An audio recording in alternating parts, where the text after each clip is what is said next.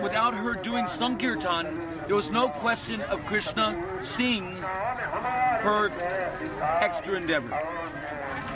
You can make all the extra endeavor in your own account, but if you don't extend yourself to help others by engaging them in the pursuit of finding Krishna, you may have your pursuit, but you have to engage others in helping you to pursue your goal. That is Sankirtan.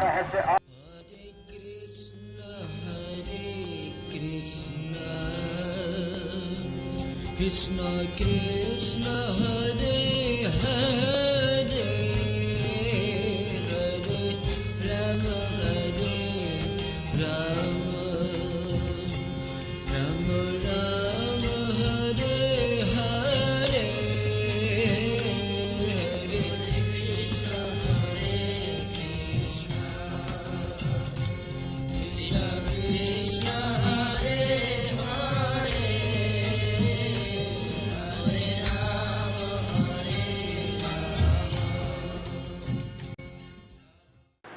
Hare Krishna.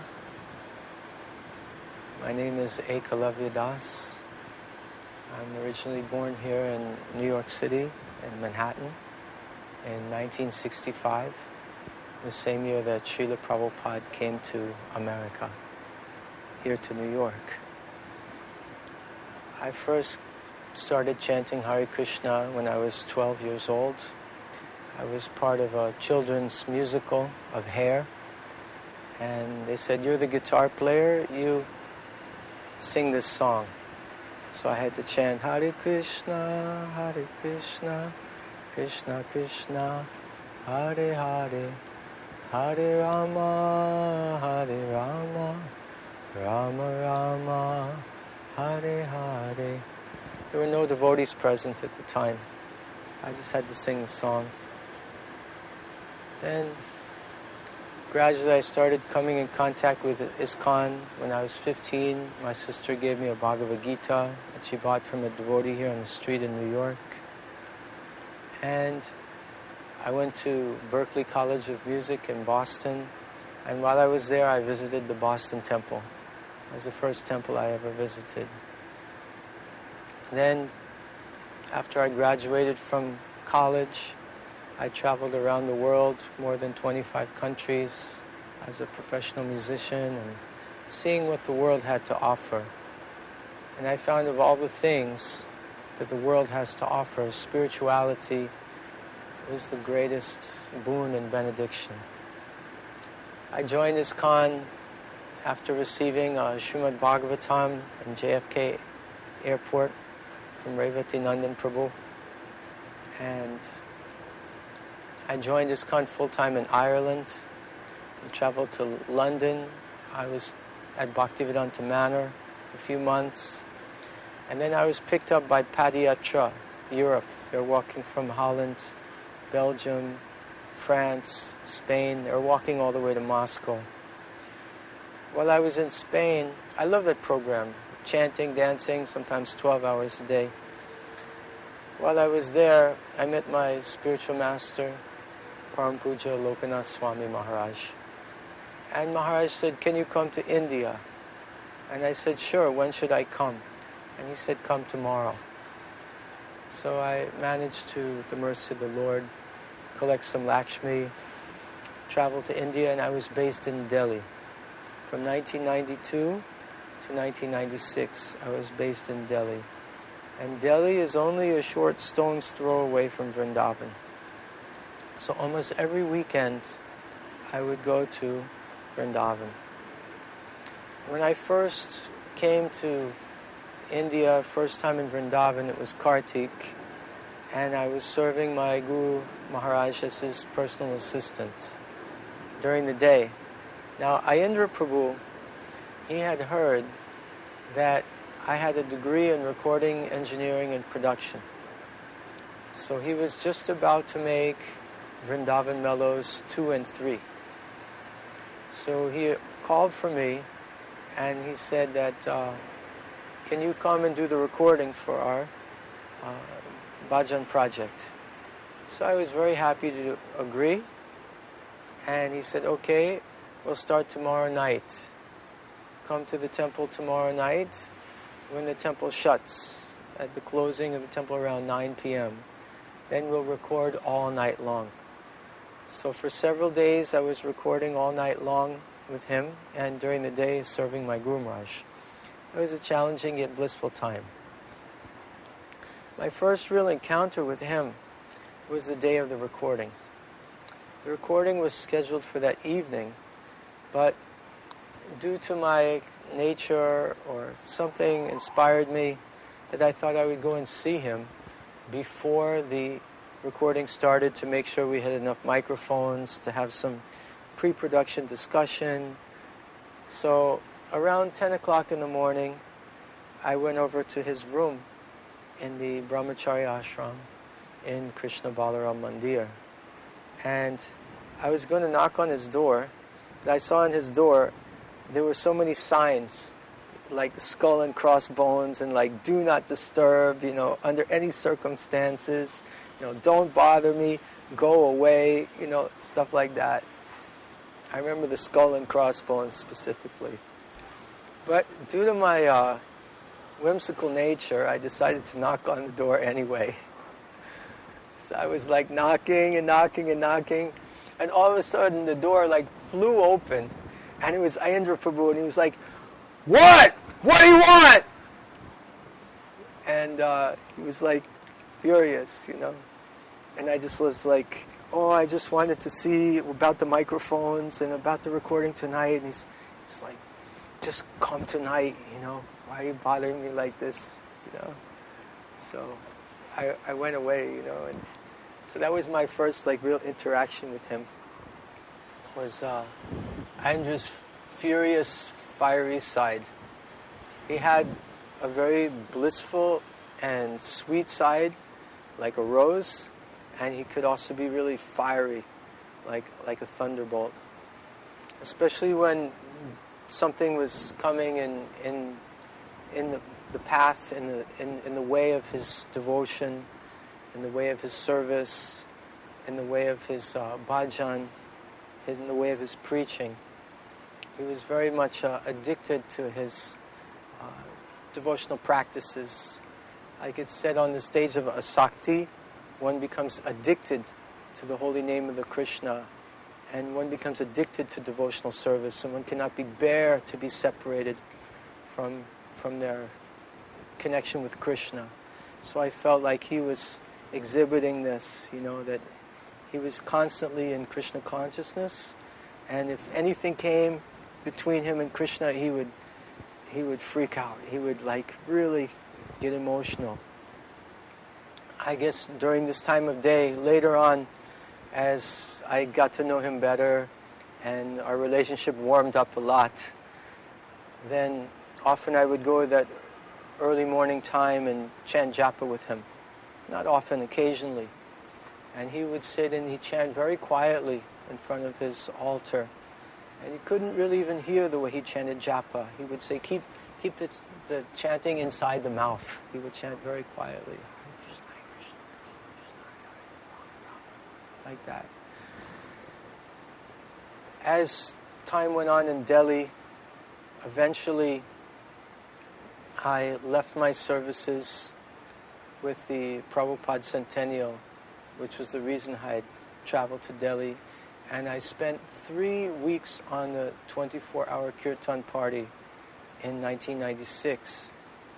And that was a very sweet time. Myself, Bhagavat Purana Prabhu, and other devotees, we were doing the graveyard shift from 12 o'clock, I think it was 12 to 3, something like that, or 1 to 4.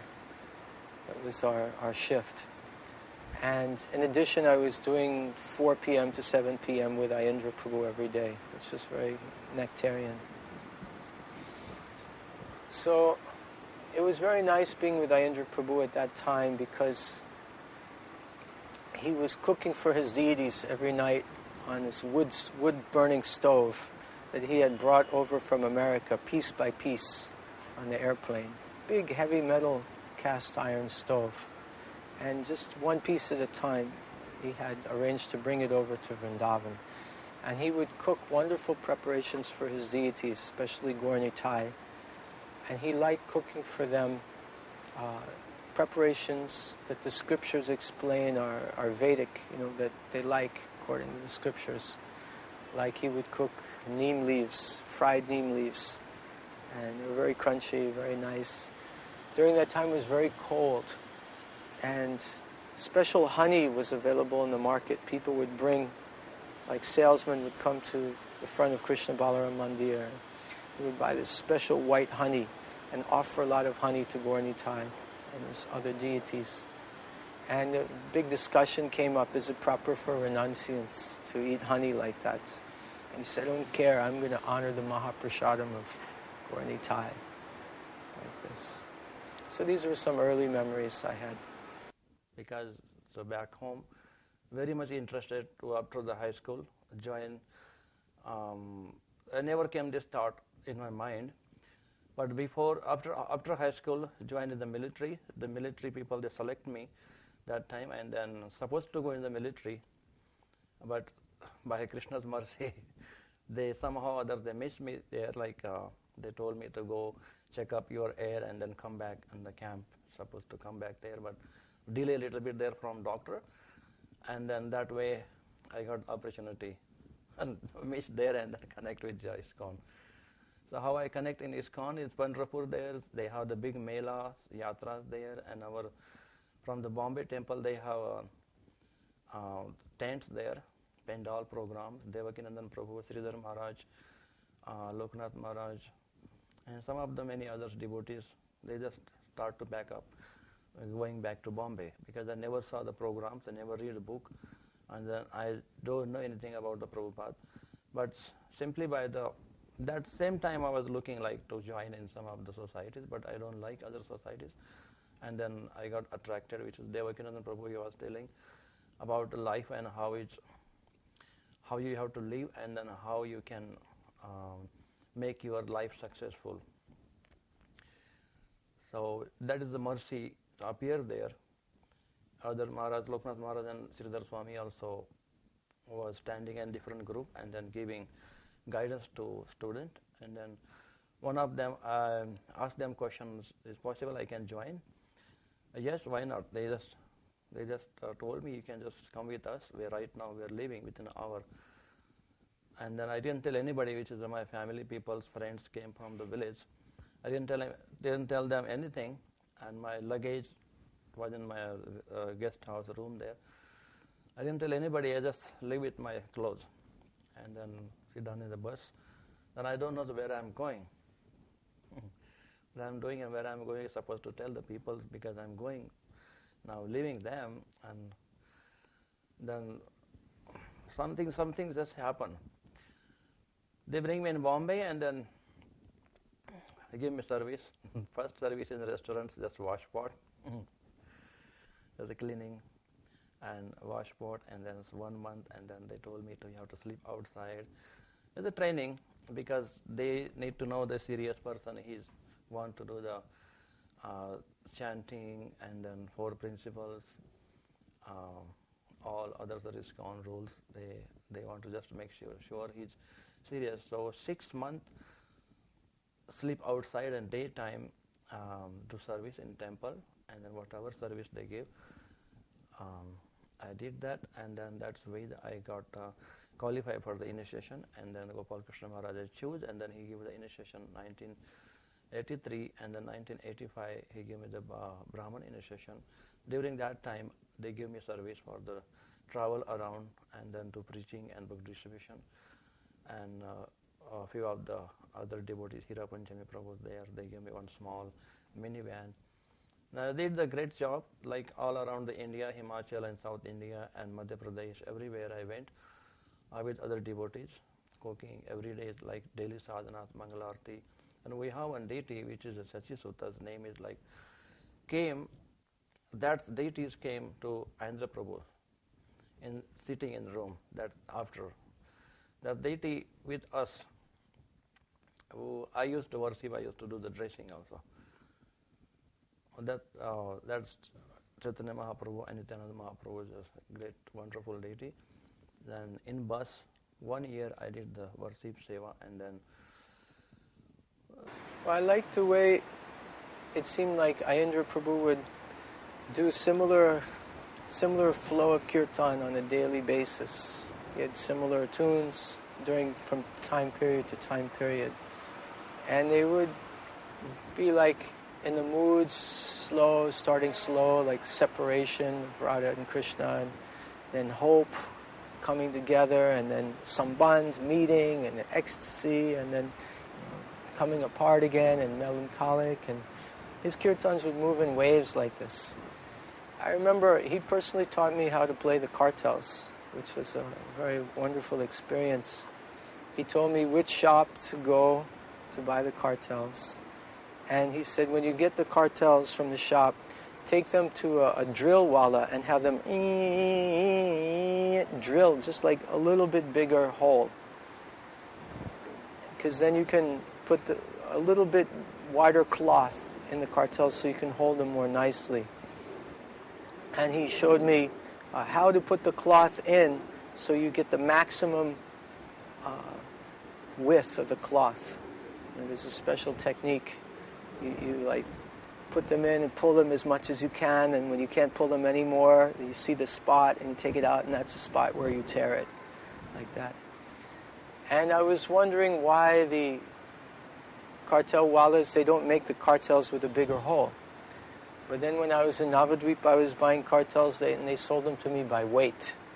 So my speculation is that because they drill them more, then they'll get less money for them. So they drill them with real small holes. So you got to drill them a little bit.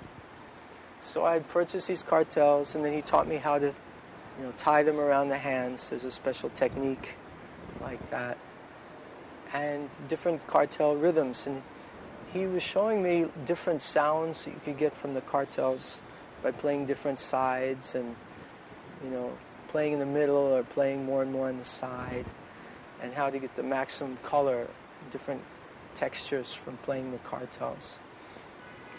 And he taught me that how to do the breakdown. That he said it's very much widely speculated in ISKCON, but it's a science, and that you go into what we sometimes call the do tal or che tal, two tal or the 6 tal, and then you're like going fast, like in a double time like this. And then you subdivide in your mind into 6. 1, 2, 3, 4, 5, 6. 1, 2, 3, 4, 5, 6. So 1, 2, 3, 4, 5, 6. 1, 2, 3, 4, 5, 6. 1, 2, 3, 4, 5, 6. 1, 2, 3, 4, 5, 6. 1. And he told me that you maintain the slower speed and don't speed it up yet. Keep it down at least 2 mantras to the end of the Hare Rama, Rama Rama, Hare Hare at the end. Otherwise, if you speed it up too much, you lose the impact. He called it sense-controlled kirtan. You have to maintain the control over it. He gave the example of like a boxer, that you can throw so many punches like bing, bing, bing, bing, bing, bing, bing, bing, bing, bing, bing, but it's not powerful as much as if you like go bang, bang, bang. So he said the breakdown is like that. It's like you're a bunch of football players, and you're like huddling up, and you're like, ready, okay, score. You have to concentrate and do it properly. So the kirtan is going in the double time, and then bang, bang. To keep it slow, keep it heavy. Then the kirtan's heavy. But you speed up too much, and you lose the heaviness. Like that. So he said, sense-controlled kirtan. Keep control of the tempo. Keep it slow, at least for 2 mantras.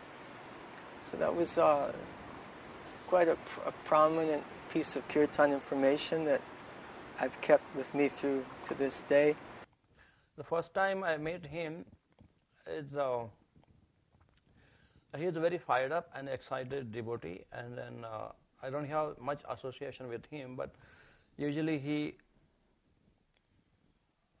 don't talk so much other things. He just busy from morning, like evening. Usually he's busy with kirtan, and evening also, morning also is busy with for chanting. Like usually for evening time until 10 o'clock, 9 o'clock, he do the fired up kirtan, and that energy, that firedness, enthusiasm to make encouragement to other devotees and other religious people, they also enjoy. That is like a greatest preaching. I thought myself also that the preaching, different ways of preaching there also, but the holy name of Lord Krishna, Lord's holy name, Lord Himself, that is the way He doing preaching. So which is the people, they come in temple for darshan, so they can hear same time also Lord Krishna's name. It's a powerful name, and then He grabbed that, and then He want to that way to powerful kirtan. So always whenever we are in the kirtan, He always chastise to get up and then do like more louder kirtan. As much as louder you can do, yourself also you'll feel happy, and then others also they feel happy. So that's encouragement from Him all the time. First time I met Him, I bowed down Him, and then He always very humble, and then it's very nice. I like Him. He likes the devotees also, not like He hate. He chastised, but there's a different reason for the chastisements, like because He want to continue the Harinam there, like with non-stop kirtan, because that He want to do from His heart. Not like somebody is paying Him, He just doing some service.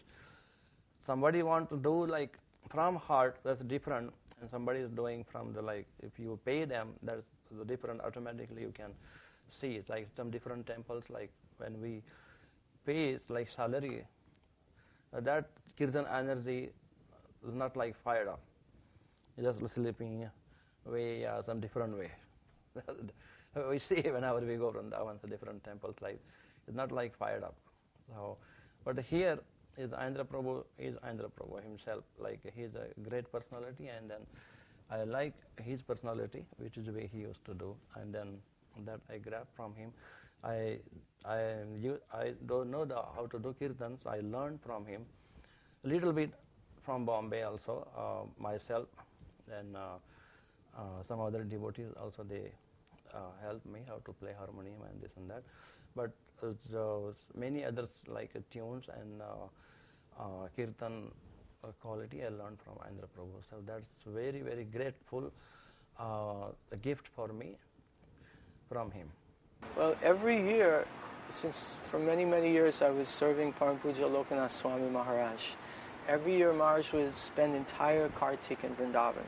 So many, many Kartiks, maybe 6, 8, 10, 12 Kartiks, I was there every year for Kartik in Vrindavan. So attending his Damodar Astakams. And I remember one time I was leading Tulsi Puja in the morning, and he was correcting my singing. Aindra Prabhu was saying, it's not 2 lassis. It's not like we're going to Loy Bazaar and ordering 2 lassis. It's not 2 lassi. It's Tulsi, you know. He said, don't sing 2 lassi. Sing Tulsi. Like that. And he also told me, he said, oh, you must be from New York. And I said, how do you know? He said, Hare Krishna. You know, New Yorkers are like, Hare Krishna. So he said, don't say Hare. He said, pronounce it Hare, like with a D. He said, you may be criticized for imitating Bengalis. Hare Krishna. He said, but it will sound better, more authentic. So, Hare Krishna, Krishna Krishna, Hare Hare. So this was a personal instruction. Hare Rama, Hare Rama, Rama Rama, Hare Hare. Maybe give others different instruction. See, they have more aptitude for pronouncing correctly. This was the guidance that he gave me. I'm known for playing trumpet in the kirtan. For some time, Aindra Prabhu was giving it a shot. You know, that I'd play trumpet in his kirtans. Then he said, you're playing too jazzy. Doesn't sound good. And he would say, then for a while I would sit in his kirtan and he would coach me, say, don't play jazzy, play funky, like that. So, but it just couldn't jive. And in the end, he just said, leave it out, you know. And then there was a period at Krishna Balaram Mandir where they were going to authorize the kirtan singers. You had to be authorized by Aindra Prabhu and one or two other devotees. So I went to them and they said, yes, you're authorized, you can sing. And then Aindra said, on the condition that you don't play your trumpet in Vrindavan. So I said, okay, you know, I'm not so attached. And even though some senior managers and the Guru Kulis, they'd always ask me to play, just to honor that mood of Aindra Prabhu, I didn't play the trumpet. And he told me why. He said, trumpet is Aishwarya Bhav and Vrindavan is Madhurya Bhav. So we want to maintain the Madhurya mood in Vrindavan. You know, trumpet is Aishwarya, like for kings and this kind of thing, like this. So then I stopped playing trumpet in Krishna Balaram Mandir. Sometimes I take it on Harinam for some preaching program or something. But I always maintain no trumpet in Vrindavan.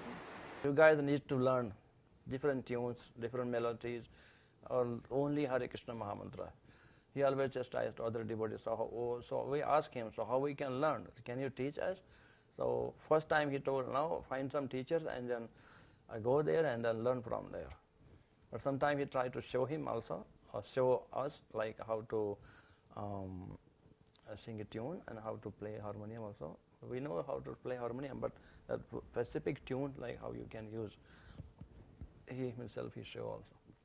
Then he gave the encouragement, also go find some teacher, and then we organize also. One teacher used to come from Vrindavan and then he teach some tune also us.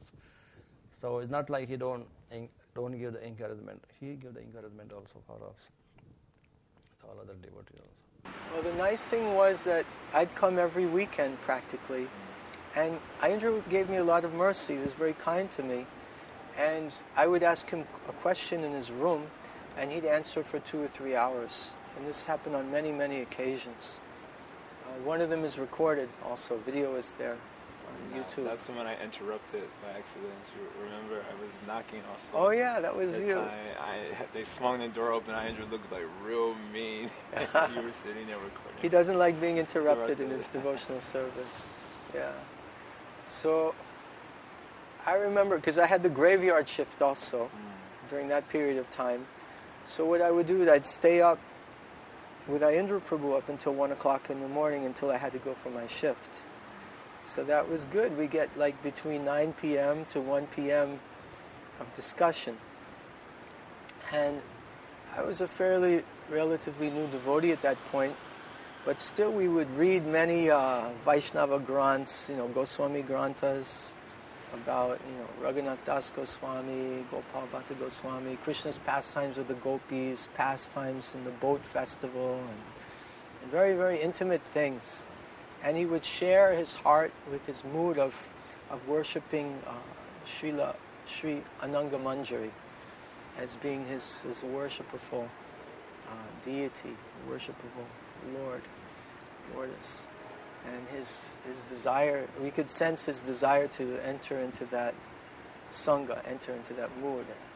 Although potentially he was already in that mood and we were just seeing one side of him, the external side. Internally, he was very much in that mood of serving Sri Ananga Manjari. That was very sweet. So we would discuss, and he would be cooking for his deities and doing his puja, and have wonderful discussions of Krishna Katha.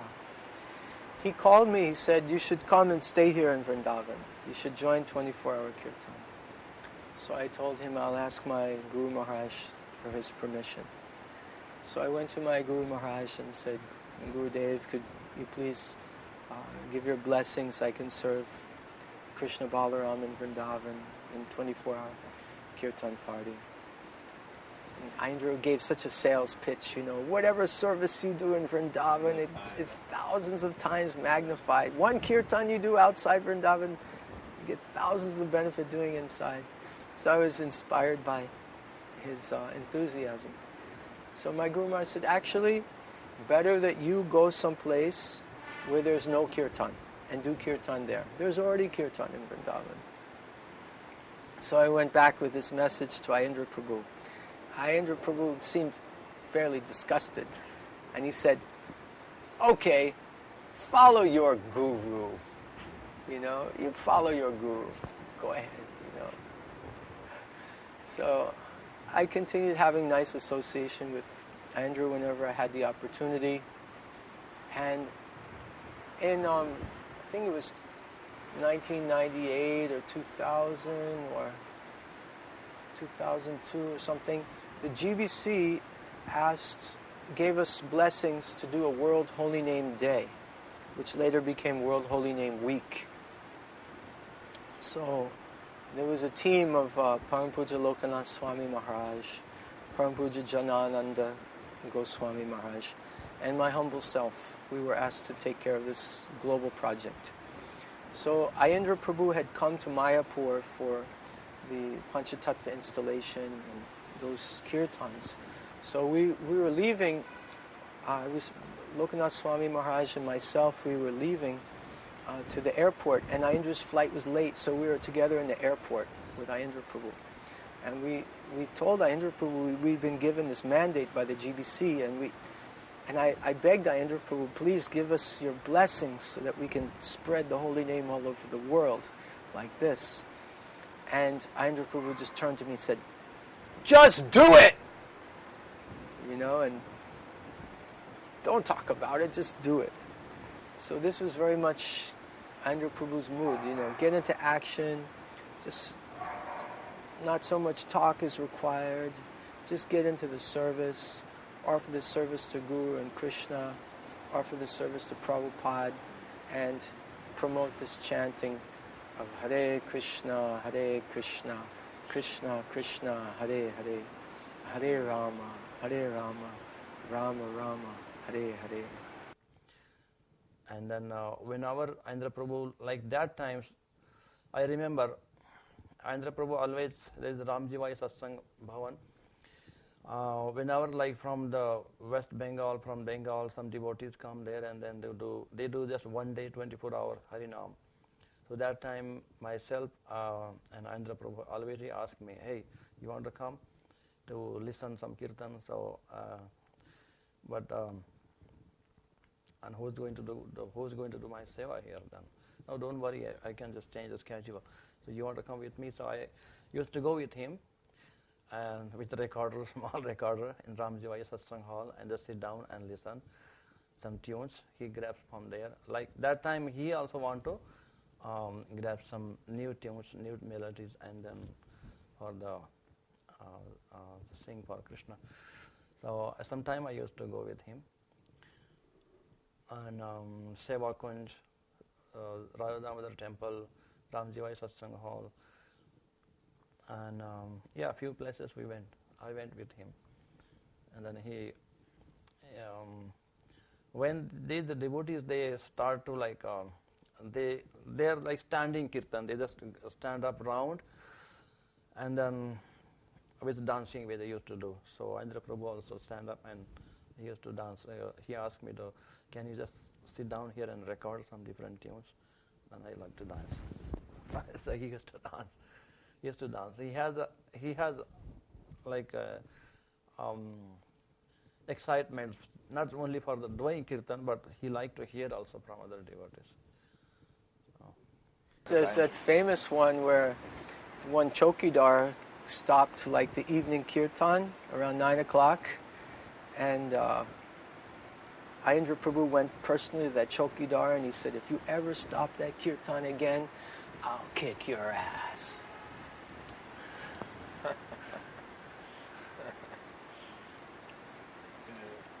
Any other ones you can recall? Let me think.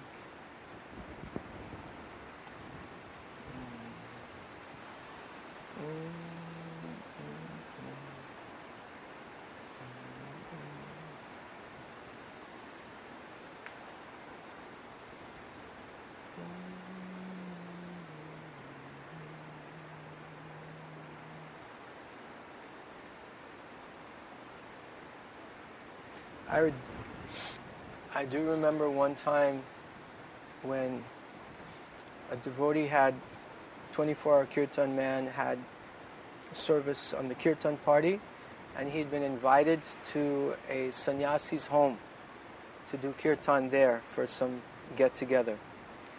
And Aindra was furious. The devotee wasn't present, but he certainly let everyone in his room know how he felt that the devotee was giving up his responsibility to do his 24-hour kirtan service in favor of going for an outside program. I suggest Aindra Prabhu, so why don't you just try another things like if there is not enough supply from the management, some devotees, they are not like collecting some donation, something for the 24-hour kirtan, and then nobody asking like we are running this group and then we need some help.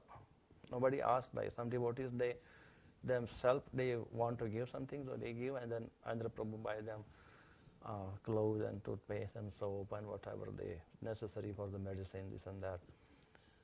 So I suggest him like, why don't you just do some recording, and then one Vrindavan Mela recording cassette CD came out, like we help him.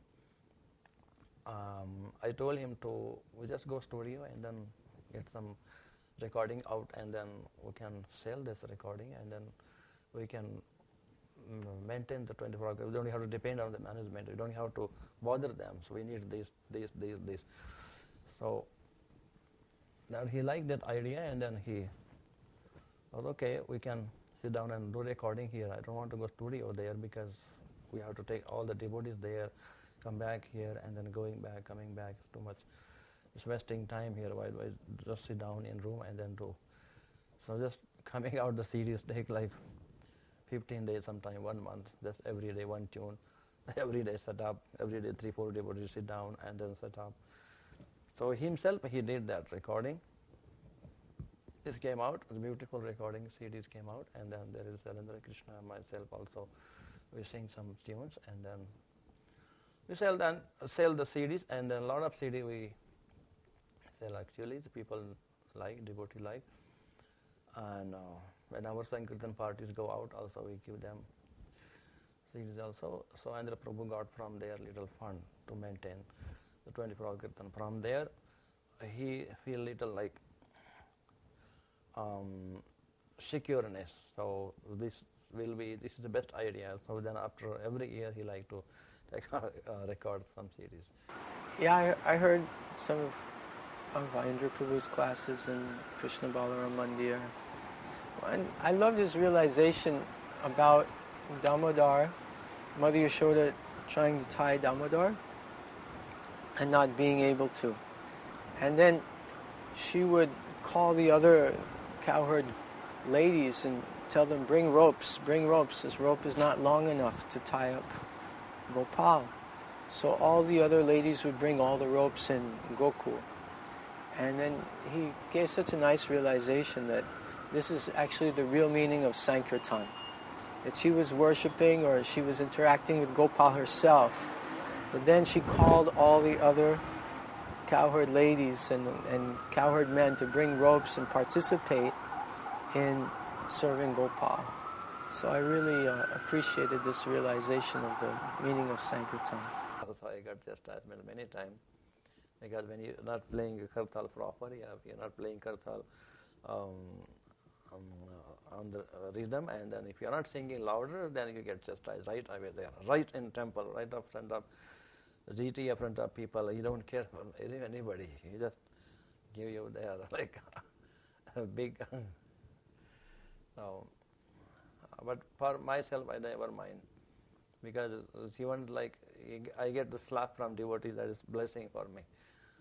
Because chastisement you get in home, in the job, everywhere you get that. But here chastisement is good for you, and it's good especially for like your life.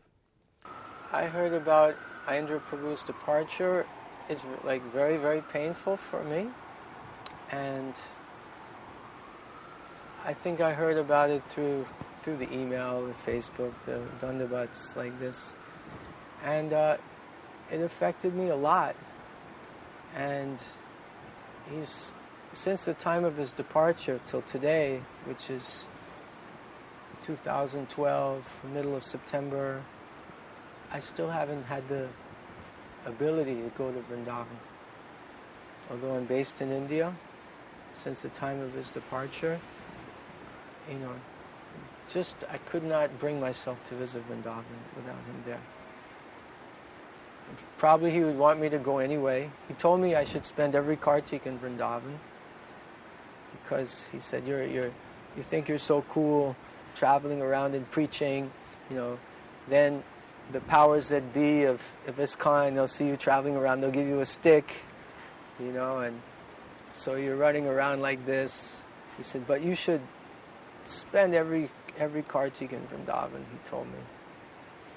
He said, he asked me what my realization was. And I said, I'm spiritually weak, I need to come to Vrindavan to charge up here. He says, that's right, and you should spend every Kartik in Vrindavan. But since the time of his departure, it's just so painful for me to consider Vrindavan without Aindra Prabhu there that I can't bring myself to go. It's like there's a campaign now because Jamuna has also been cut off at Haryana by dams. That actually Jamuna is not physically flowing into Vrindavan, maybe 2 or 3% or something, and the rest of it is all like sewage and industrial waste and stuff. So you cannot find Jamuna in Vrindavan anymore, and you cannot find Aindra Prabhu in Vrindavan anymore, physically. So in this way, Vrindavan it's not got any attraction for me anymore. It'd just be painful for me to go there. It's like sometimes devotee join ISKCON for just few years, 10 years, then leave ISKCON. But for my life, especially happened like by his mercy, I connect for the whole life to society. So whole life is dedicated for the Prabhupada movement. I connected with Prabhupada movement and then like to commit myself like to do service for the whole life. So that's happened because of Aindra Prabhu. By his mercy, by somehow or other, is God's mercy, Krishna's mercy. Krishna came through the Aindra Prabhu and then changed my life. So that's possible. Last week, I was for 4 months, or since April. Now it's September, April, May, June, July, August, September. Last 6 months, 1 month I took a break, I went to India. Last 5 months, I've been based in New York with His Grace Ram Roy Prabhu, and we're doing Harinam Sankirtan every day in New York, which was Aindra Prabhu's service before he went to Vrindavan. And I have my own kirtan style, which I try to do very simply for the public of New York. Aindra's style is like grandiose operas, symphonies, Maha manifestos, tremendous. The way he does kirtan is incredible. And some devotees like Ram Roy Prabhu, Govinda Prabhu also is here now. They emulate that style. There's like, each kirtan is like 8 or 12 parts and goes, for 45 minutes or more. And I've just been doing very simple 2-part kirtans, low and high, or 3-part, very simple things. But then I was hearing one kirtan by one devotee, which was more complex, and it was an Aindra Prabhu melody. And I was recording it, and I was thinking I can also learn some of this style. And the devotee saw me recording it, and he said, I said, where can I find this kirtan? And he said, yeah, you can find it here. I said, but just go to Aindra. And he said, Aindra is the Bob Dylan of ISKCON. Because Bob Dylan was so prolific. He came up with so many songs and so many melodies.